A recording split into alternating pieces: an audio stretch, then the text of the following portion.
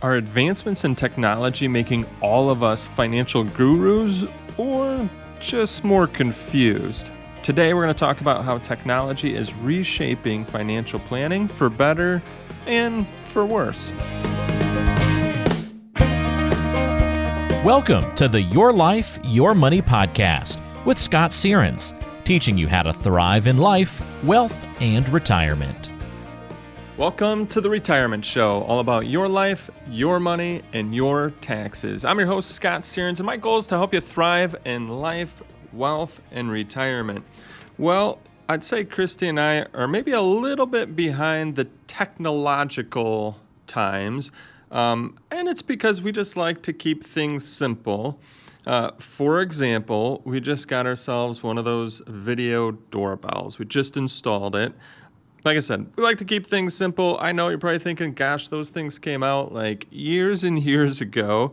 And I'll tell you what, got it installed. Totally awesome. Very cool to see or be able to see who's at the door or somebody dropped off a package. I know for Christy, it makes her feel comfortable. Like if I'm not around, somebody rings the doorbell, she can then, see who's at the door, decide if she wants to answer it or not. It brings some safety factors and comfort to her when it comes to that. However, though, the trouble was with this new video doorbell, just got it installed. We're looking at the apps on our phone, feeling, pretty cool about what we just did. But then the trouble about like 5 days in was that it stopped working. And mainly because we just didn't know how to run the technology. And then guess what? We're having to call the technical support and go through days of that and finally got it back working again. But, technology is good, right? It can be really good. But at the same time, if you're not necessarily sure how to use it, boy, it can bring some struggles as well. Another example is, we're just doing it all at once at our house, right? Like getting the video doorbell. Then we installed one of the Nest digital thermostats as well. Awesome, like and understanding knowing the temperature of our house when we're gone, especially if you're away on a trip or like when we're gone for Thanksgiving. You can just make sure like nothing's breaking down, right? The furnace is working, the temperature of the house is staying where it's supposed to stay. Well, the other things that it's just like, I should have just named this our technological struggles for today. And I promise you, I'm going somewhere with all of this. But, as we put this all together, put the Nest in and everything, and the settings we gave it, we really kind of realized it almost has like this mind of its own. And I say that because one day we're just waking up and our house is like this super hot sauna. And basically the Nest thermostat thing thought that it knew us based on the settings that we gave it. Really, it didn't, right? Like, we're like waking up going, what is going on here? Why is our house like super hot this early in the morning? And so we had to change things around. What's my point with all of this? Where am I going other than the fact that that we finally like just joined the technological age for video doorbells and thermostats? Well, my point with all of this is that technology can be really, really good. I mean, there is just some awesome technology out there. And the two things that we've installed here in our own home, right? Like pretty awesome, pretty good, very helpful, very useful for different things. But it's not always going to be right. It's not always going to work right. And I think it's important to understand that. And today I want to kind of take that and segue it into the good and bad of some different sources of technology for retirement and for planning. And stick around. I've got 4 different ones here that I'm going to talk through, talk about the good, the bad, and just make a point, my thoughts and my point with each of these different ones that we're going to talk about. But stick around to number 4. Number 4, I think, is an interesting one that's really going to have a big impact on our future, and it's really reshaping how we all should be thinking about our retirement plans. So that's what's in store for today, the good, the bad, the ugly, I guess, if you want to call it, in regards to some different sources of technology. Maybe like Christy and myself, you're not fully into the technological world yeah, you just like to keep things simple, but I'm guessing actually a few of these that you do use, whether you know it or not. So, hey, let's get started. So the first, and like I said, a few of these you probably utilize, and you probably utilize it when thinking about your future or your finances or retirement. The first is Google. Think about how powerful that statement right there is. Nobody says, hey, I'm going to go do an internet search. They said, I'll look it up on Google, or look that up on Google, or hey, would you Google that? I mean, think about how powerful of an instrument, a tool, a technological tool they've created here, and their name behind it. I guess that's more branding, but it is such a powerful tool, right? And that's the thing. I mean, we'll go to Google to look up anything. Hey, I'm guilty, right? If I've got some sort of ailment going on, do we just go to the doctor's office? No, I'm going to look it up. And then guess what? Sometimes you go down this negative rabbit hole of what might be wrong when really should have just went to the doctor's office, and the doctor would have said, hey, here's what you got, and here's how to make it better. So it's such a powerful tool because we use it to look up so many different things in our lives. But here's some pros in regards to Google and your financial future and retirement planning, but then some points where you want to be careful about as well. So let's just say I were to go to Google and look up, when can I retire? How much can I spend in retirement? You're going to get hundreds of thousands of results. Hundreds of thousands of results, link after link after link that you could click on. And if you think about it, how do you know which one of those sources, which one of those links to click on? How do you know which one of those is most accurate? How do you know which one is unbiased, is going to give you information that's, specific to you?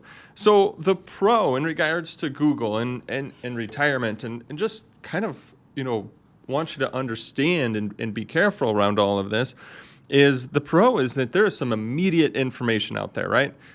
You have something on your mind, you can go, type it in, and you can get immediate information. However, is that information going to get you to what you actually need? Or is it just going to walk you down this rabbit hole or take you down the rabbit hole of, well, here's some more information and some more information, which just creates more questions on your mind and even more questions on your mind and even more questions on your mind. And so what I found is that, even in my own life, is that Google can be really good for getting very specific answers. For instance, what is the Roth contribution limit for 2023? I bet if you type that in, you're going to get a very specific answer because it's going to tell you the dollar amount of the Roth contribution limit for 2023. However, for general questions, it might not be helpful, and it actually just might lead to more questions in regards to the general question that you already had. For instance, how much can I spend in retirement? I mean, you're going to get a ton of different answers if you type that in. Or when can I retire? Again, ton of different answers. I'm sure there's sites out there telling you could retire at 55, retire at 60, 62, 67, etc., which just leads to more questions on your mind. And then you need to be careful with the answers that you do get. So let's just say, back to my example there of what is the Roth contribution limit for 2023, you could type that in. But even then, you need to be careful because to contribute to a Roth, you have to have earned income.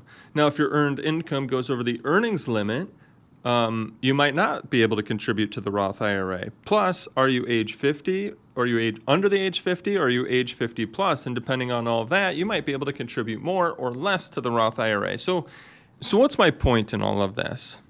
In this specific piece of technology called Google and internet search, well, my point is to be really careful, to understand that you can get very specific answers to very detailed questions, but general questions that you're just going to plug into Google, just like my example of, I have this ailment, I'm not feeling well, and if I type it in, I could get a whole lot of different answers of what is causing my ailment and what I might have. And some could be just helpful and some could just lead me down this rabbit hole of, gosh, there's something really going wrong with me. So just remember, general questions can give you lots of answers, which can lead to a feeling of overwhelm, and none of them may even relate to your actual situation. And so good and bad, right? Good information right there at our fingertips, able to get it. But one thing I just want to say when it comes to your retirement planning and when it comes to your financial future is be careful with the information that you get.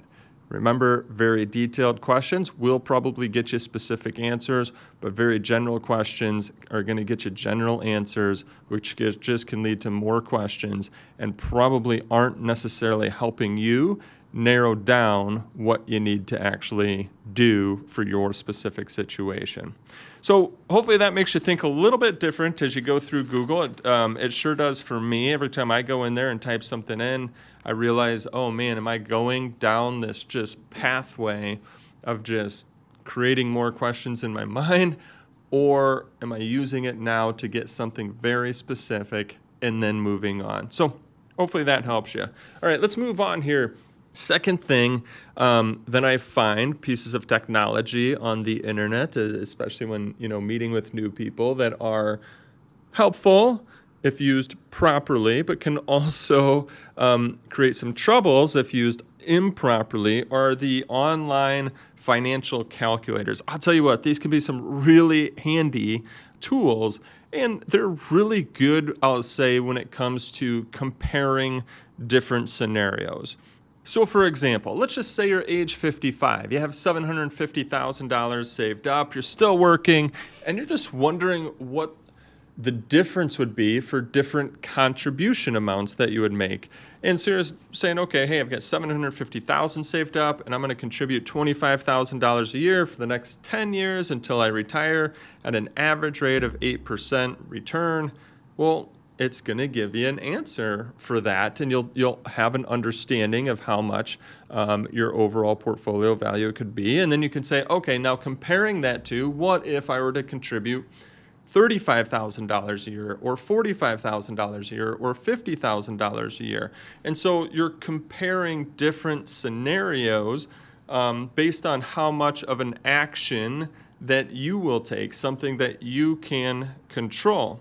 And so it's going to tell you the difference. And there's tons of calculators out there that you can use to compare different scenarios. Maybe it's for paying a mortgage. There's mortgage calculators. There's retirement calculators, refinance calculators, RMD calculators, Social Security calculators, right? Tons of different calculators, online calculators out there. But have you ever heard that phrase, garbage in, garbage out? Again, garbage in, garbage out. It's kind of like Christy and I when we were doing the settings for the Nest, right? Garbage in, we put in the wrong settings, and guess what? Garbage out, we woke up to a sauna one morning in our house. We thought we had done it right, but we definitely had not.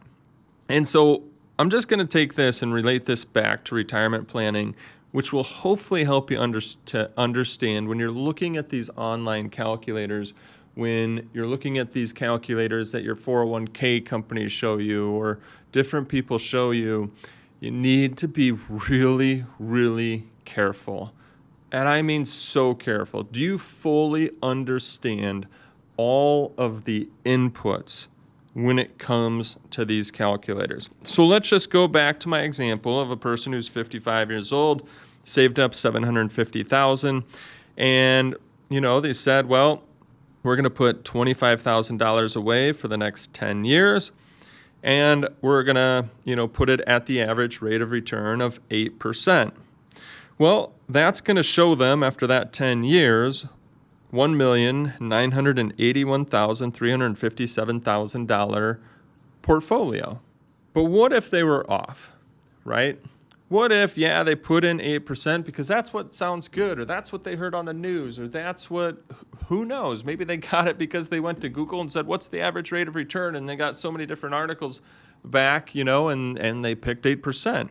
But what if they were off with that 8% number? What if it was actually just only 5% because based on how they structured their portfolio, their investments, that's all they were going to get. That's what they would average over time. So instead of 8%, let's just use that same example. If we plug in 5%, guess what? Then the portfolio after those 10 years, same $25,000 a year, same $750,000, starting line. Guess what? That portfolio now is $1,536,118.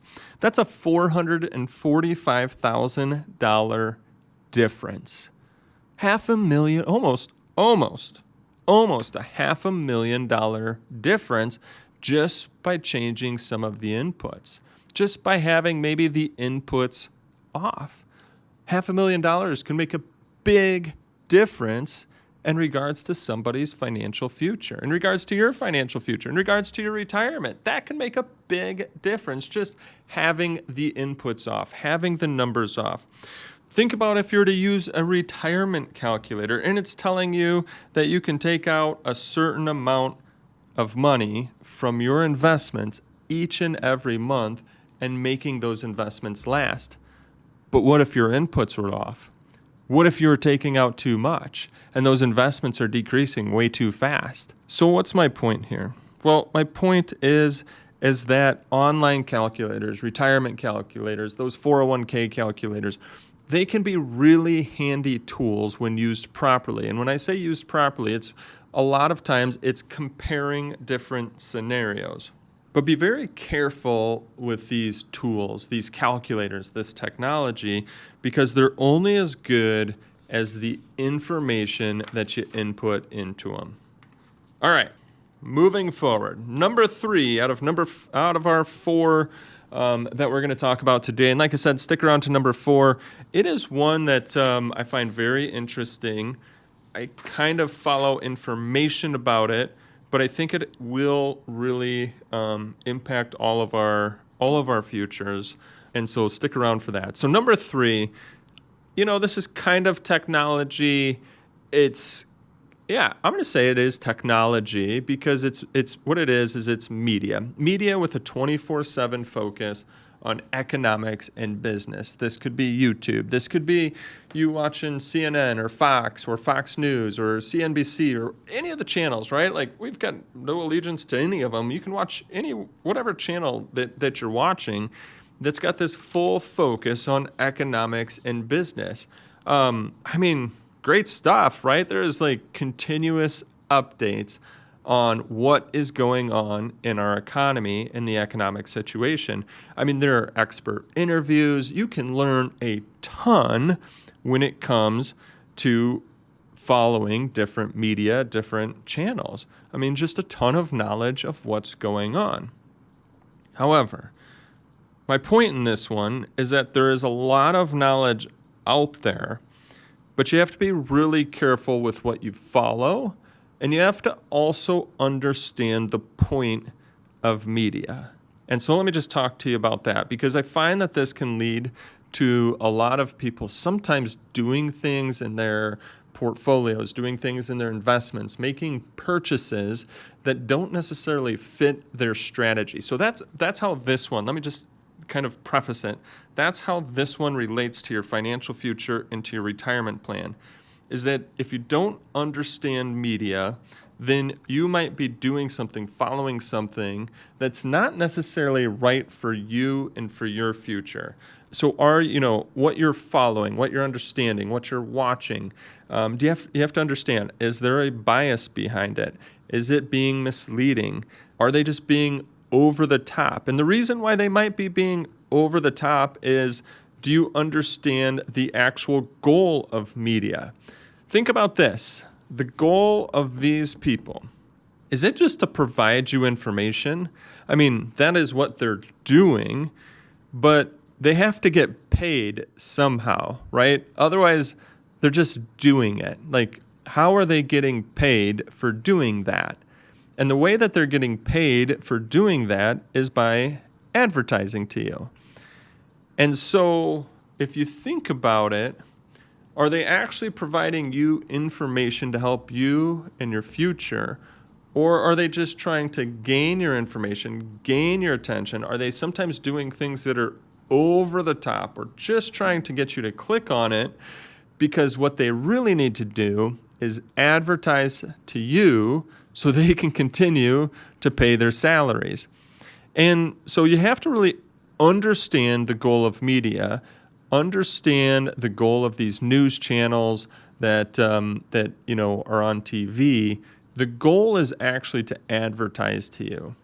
And if the goal is to advertise to you, are they providing you what you feel is unbiased information, good information, helpful information, and information that you should follow? And I'm not saying that it's not. I'm not saying turn off the TV, don't watch it anymore, none of it's helpful. I'm not saying that.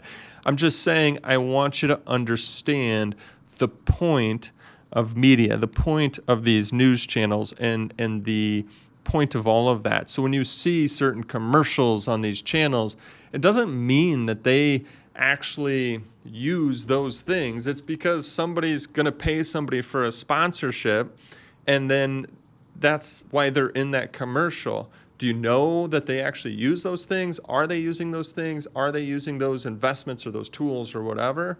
You really have to do some homework and some research on that. So the point of all this one is that I sometimes see that people can get themselves down a path or into some instruments or some investments that were based off of watching something or somebody in the media, but it wasn't based on their actual plan or what they needed for their life and their specific situation. So I know media becomes more and more over the top because they want you to get to watch it. And so just be careful with this one. Watch out for this one. Make sure that you're doing what's right for you. Okay, the last one, number 4 here, that I wanted to talk to you about was advancements in medical technology. Advancements in medical technology, and this one, in my eyes, continues to compound, like compound interest that you see in investments. I mean, it is going faster and faster and faster. And the reason I bring this one up, advancements in technology, is because with all of these advancements in medical technology, I believe that it's going to lead to longer lifespans. And if it leads to longer lifespans, then do you have a retirement plan to support a potential longer lifespan? I mean, they're coming out with new medicines. They're coming out with new procedures, new surgeries to help people that have, different things in their lives going on. So if all of that's happening, does that mean then that we're potentially going to live longer lives? And in my belief, I believe so. I believe that, there's, I'll say, kind of proof out there, because if you look at the, average longevity of people, I mean, it continues to grow each and every year. And so this is how this one's reshaping your future and reshaping retirement planning, is that you have to make sure that as you look at your plan, are you just planning out until age 80? Or are you planning out to age 90, age 95, age 100? How far are you running your plan? And are you thinking about this as you run your plan out, that technology, is going to continue to medical technology is going to continue to increase and to compound? And based on that, do you have the right plan in place? So, hey, I know today's episode was a little bit unique, a little bit different. Hopefully you enjoyed it. If so, subscribe on your favorite podcast player. Also, check out our YouTube channel. We continue to have new videos come out each and every week on retirement topics, helping to minimize the taxes on your IRAs and 401ks and Social Security, plus much, much more. So check us out. It's Sierens Financial Group. That's right. Just go to YouTube, type in SIERENS, Sierens Financial Group. You'll find us there. We've got a lot of great videos that I think you'll find helpful for your overall future and your retirement. Hey, I look forward to our next conversation, to helping you enjoy life today and maximizing your retirement story. Insurance products are offered through the insurance business Sierens Financial Management, Inc. Sierens Financial Group, Inc. is an investment advisory practice that offers products and services through AE Wealth Management, LLC, AEWM, a registered investment advisor. AEWM does not offer insurance products. The insurance products offered by Sierens Financial Management, Inc. are not subject to investment advisor requirements. AEWM and Sierens Financial Group, Inc. are not affiliated companies. Investing involves risk, including the potential loss of principal. Any references to protection, safety, or lifetime income generally refer to fixed insurance products, never securities or investments. Insurance guarantees are backed by the financial strength and claims paying abilities of the issuing carrier. This podcast is intended for informational purposes only. It is not intended to be used as a sole basis for financial decisions, nor should it be construed as advice designed to meet the particular needs of an individual situation. Please remember that converting an employer plan account to a Roth IRA is a taxable event. Increased taxable income from the Roth IRA conversion may have several consequences, including, but not limited to, a need for additional tax withholding or estimated tax payments, the loss of certain tax deductions and credits, and higher taxes on Social Security benefits and higher Medicare premiums. Be sure to consult with a qualified tax advisor before making any decisions regarding your IRA. Sierens Financial Group, Inc. is not permitted to offer, and no statement made during the show shall constitute tax or legal advice. Our firm is not affiliated with or endorsed by the U.S. government or any governmental agency. The information and opinions contained herein provided by third parties have been obtained from sources believed to be reliable, but accuracy and completeness cannot be guaranteed by Sierens Financial Group, Inc.